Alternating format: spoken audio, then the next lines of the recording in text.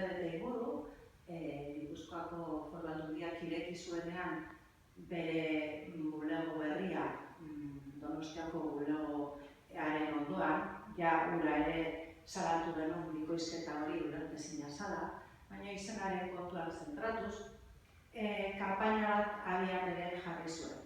Eta kanpainan, lehenik eta behin Donostia hitza baztertu, bigarrenik badirudi Gipuzkoa bihurtu zala Donostiako lurraldea, eta hori ondo nahastuta inglesarekin, azkenean emaitza izan da San Sebastian Region delakoa. Iruditzen zaigu, erabilera hori, mingarria dela, mingarria Donostia bezala, Gipuzkoarrak bezala, hiriburua garen aldetik, Donostiari zor zaion errespetua huts egiten dalako, eta baita ere Gipuzkoa ezabatzen dalako.